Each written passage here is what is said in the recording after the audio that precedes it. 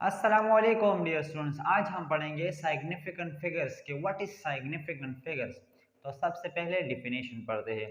तो मैंने लिखा है डिफिनेशन में कि the number of accurately known digits and the first doubtful digit are known a significant figure. इसका क्या मतलब है? इसका मतलब ये है कि किसी भी नंबर में आपके पास जितने भी नाउन डिजिट्स एस मैंने लिखा है और उसके साथ फर्स्ट डाउटफुल डिजिट मैंने लिखा है, तो इसका मतलब है कि हम सिंगल डिजिट की बात कर रहे हैं। ठीक है, तो किसी भी नंबर में हमारे पास जितने भी नाउन डिजिट्स है और उसके साथ पहला वाला डाउटफुल डिजिट, तो इसको हम कहेंगे सिग्निफिकेंट फिगर्स।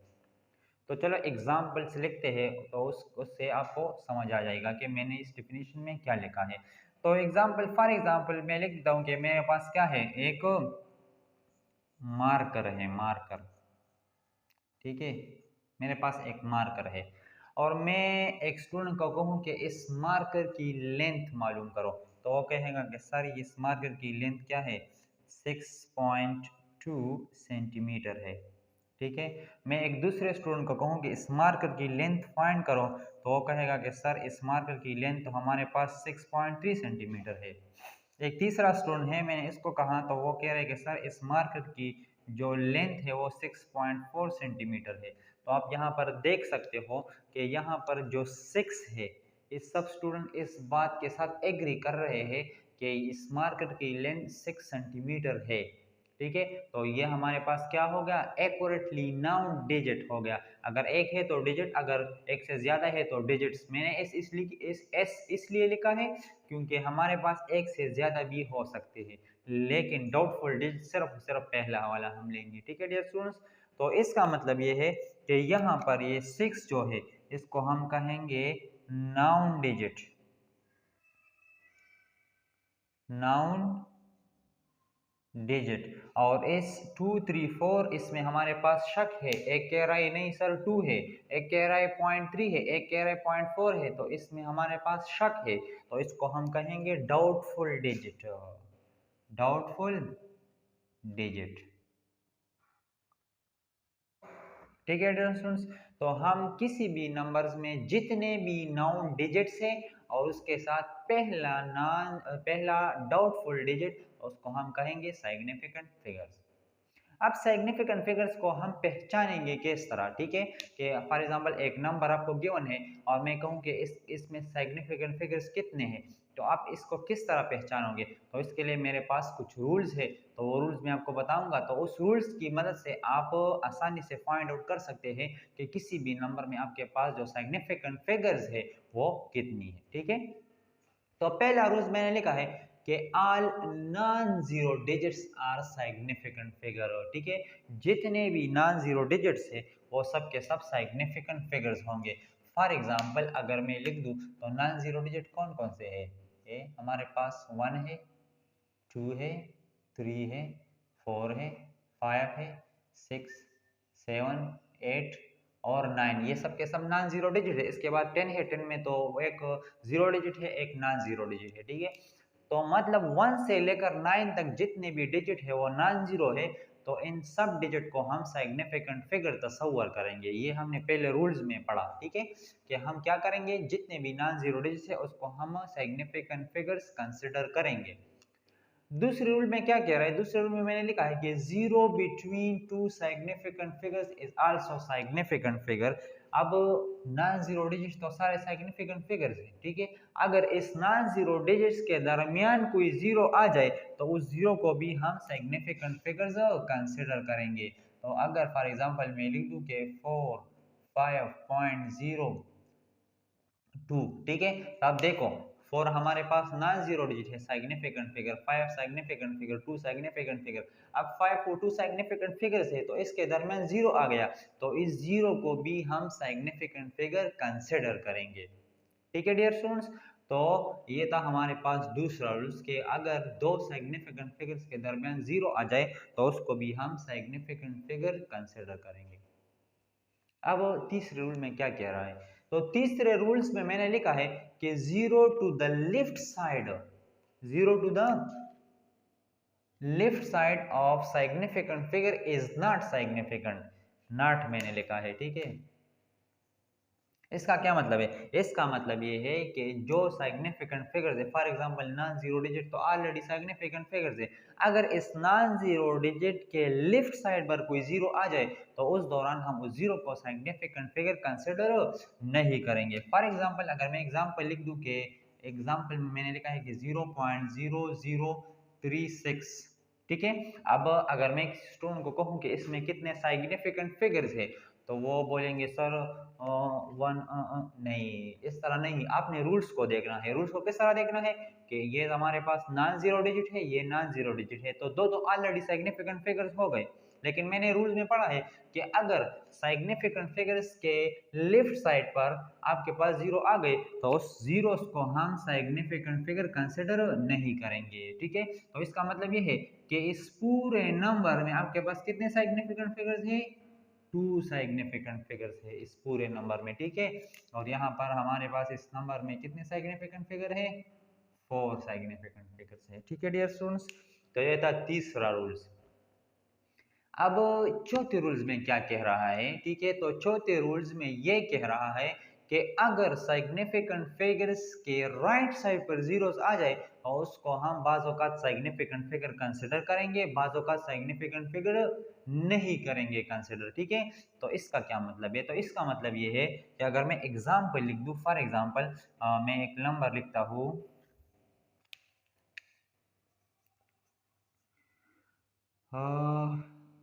62.00।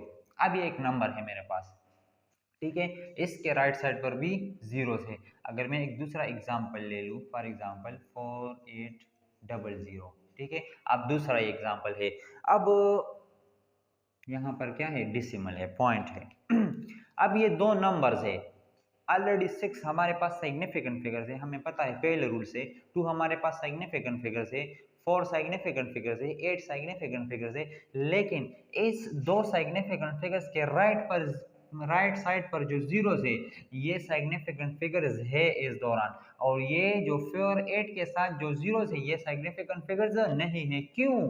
क्योंकि इस नंबर में हमारे पास डेसिमल है, और जब किसी नंबर में डेसिमल आ जाए और उसके राइट साइड पर फिर जीरो आ जाए तो उसको हम कंसिडर करेंगे कि ये सिग्निफिकेंट फिगर्स है। तो इस दौरान इस नंबर में सिग्निफिकेंट फिगर्स कितने हैं? फोर्स है, ठीक है। अब इस नंबर को देखो, इसमें हमारे पास डेसिमल नहीं है, तो इस नंबर में सिर्फ और सिर्फ हमारे पास सिग्निफिकेंट फिगर्स कितनी है? 2 है, ठीक है। इस दो जीरोस को मैं सिग्निफिकेंट फिगर तस्वर नहीं करूंगा।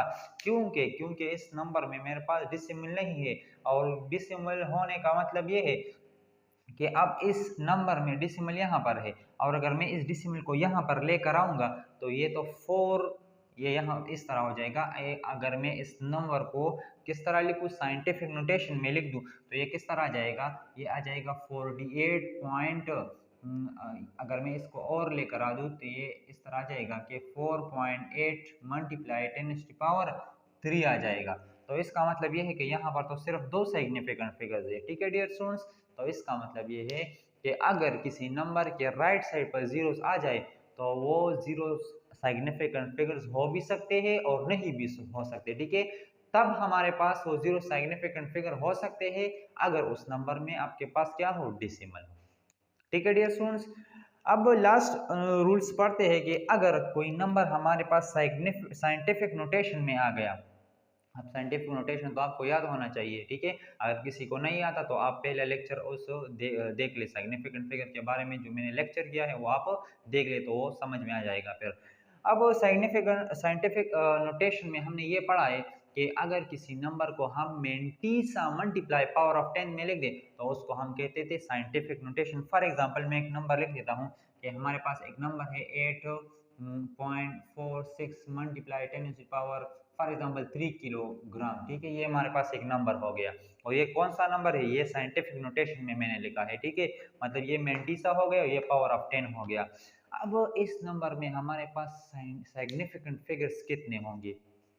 तो अब देखो, ठीक है, इस नंबर में हमारे पास सिर्फ और सिर्फ 3 सिग्निफिकेंट फिगर्स होंगे, क्योंकि इस पांचवें रूल्स में ये कह रहा है कि पावर ऑफ 10 के साथ जितने भी नंबर्स हैं सिर्फ वो सिग्निफिकेंट फिगर्स होंगे। 10th की पावर को हम सिग्निफिकेंट फिगर्स कंसिडर नहीं करेंगे। तो 10 की पावर के साथ यहाँ पर ओनली कितने नंबर है? 3। तो इसका मतलब है यहाँ पर सिग्निफिकेंट फिगर्स कितने हैं? 3। और इस 10 की पावर को हम सिग्निफिकेंट फिगर भी तस्वर नहीं करेंगे। तो ये था हमारे पास 5 रूल्स, और इस रूल्स की मदद से आप किसी भी नंबर्स को किसी भी नंबर में आप सिग्निफिकेंट फिगर्स को फाइंड आउट कर सकते हैं। ठीक है डियर स्टूडेंट्स, अब आते हैं राउंडिंग ऑफ की तरफ के राउंडिंग ऑफ क्या है। तो आपने देखा होगा कि अगर हम कैलकुलेशन करें किसी न्यूमेरिकल्स में या किसी दूसरी जगह पर, तो हमारे पास बाजों का पॉइंट के बाद बहुत सारे नंबर्स आ जाते हैं। ठीक है, और हम उन सारे नंबर को नहीं लिखते, सिर्फ उनसे 2-3 लिखते हैं बस पॉइंट के बाद। तो वो क्यों लिखते हैं? वो इसलिए लिखते हैं क्योंकि वो जो जो बहुत सारे नंबर्स है वो बेसिकली राउंडिंग ऑफ की वजह से खत्म हो जाते हैं। तो अब राउंडिंग ऑफ है क्या, तो आइए चले पढ़ते हैं। ठीक है, और राउंडिंग ऑफ के लिए हमारे पास जो रूल्स है सिर्फ और सिर्फ 3 रूल्स आपने याद रखने हैं। ठीक है, एक ग्रेटर देन 5, एक लेस देन 5 और एक इक्वल टू 5, ये 3 रूल्स हैं हमारे पास। तो मैंने डिटेल से लिखा है कि if last digit is greater than 5, अगर किसी नंबर में जो लास्ट डिजिट है वो 5 से ग्रेटर होगा, तब हम क्या करेंगे? उस नंबर को स्किप करेंगे और +1 उससे अगला वाला जो नंबर है उसके साथ 1 को क्या करेंगे?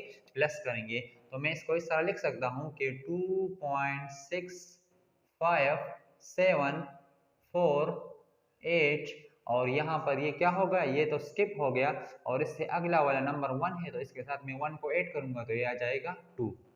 ये था पहला रूल्स राउंडिंग ऑफ के लिए। अब इसके बाद हमारे पास जो दूसरा रूल है वो क्या है? मैंने लिखा है if last digit is less than 5, अगर लास्ट डिजिट आपके पास लेस देन 5 होगा तब हम इसको स्किप करेंगे और जो नेक्स्ट वाला नंबर है उस पर कोई असर नहीं पड़ेगा। ठीक है, तो मैंने लिखा है कि हम उस नंबर को स्किप करेंगे प्लस नो इफेक्ट, अगले वाले नंबर पर कुछ असर नहीं होगा। तो अब यहाँ पर देखो ये 2 हमारे पास क्या है? ये लेस देन 5 है, तो हम इसको स्किप करेंगे और ये अगला वाला नंबर इसके इसके साथ कोई इफेक्ट नहीं होगा। तो ये आएगा 2.65748, और 8 वो इस तरह से आएगा क्योंकि ये हमारे पास लेस देन 5 था, तो इसलिए अगले नंबर पर कोई भी असर नहीं पड़ेगा। ये 2 रूल्स हो गए, एक ग्रेटर एक लेस। अब जो बहुत इम्पोर्टेंट है वो है तीसरा रूल्स। ठीक है, अक्सर स्टूडेंट्स कंफ्यूज हो जाते हैं इसमें, तो इसमें इस रूल्स को आपने बहुत अच्छी तरह से समझना है। तो इस लास्ट नंबर रूल्स में ये कह रहा है कि if last digit is equal to 5 हो, अगर लास्ट डिजिट आपके पास 5 के बराबर होगा तब आप क्या करेंगे? तो तब आपके पास 2 कंडीशन है।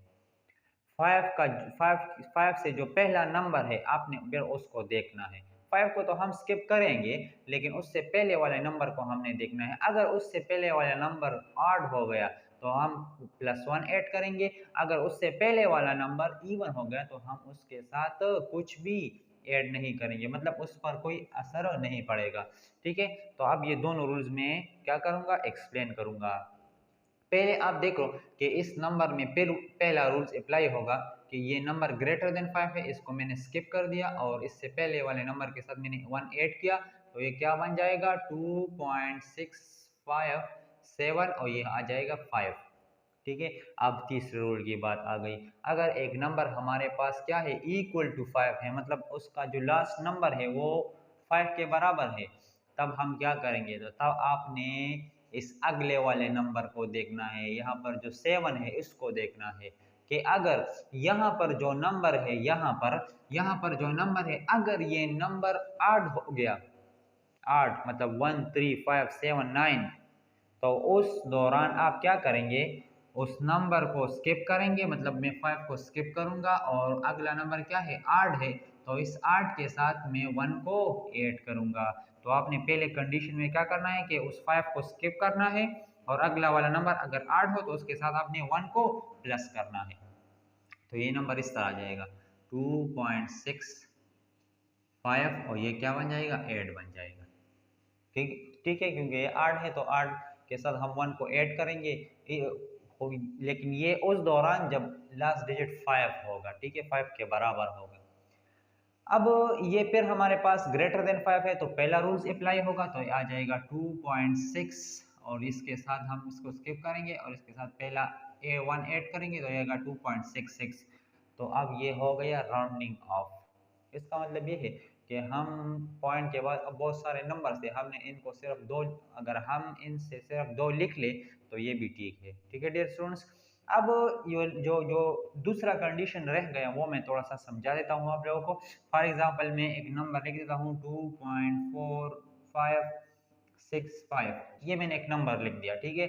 अब इस दौरान देखो लास्ट नंबर जो है ये हमारे पास क्या है, इक्वल टू 5 है।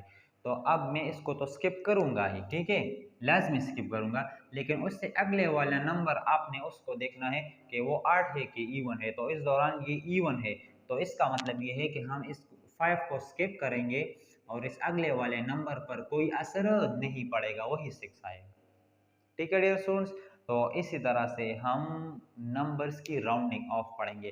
तो आपने इन तीन रूल्स को समझना है और इसको याद रखना है कि अगर ग्रेटर देन 5 होगा तो तब हम इस नंबर को स्किप करेंगे और उससे अगले वाले नंबर के साथ 1 को ऐड करेंगे।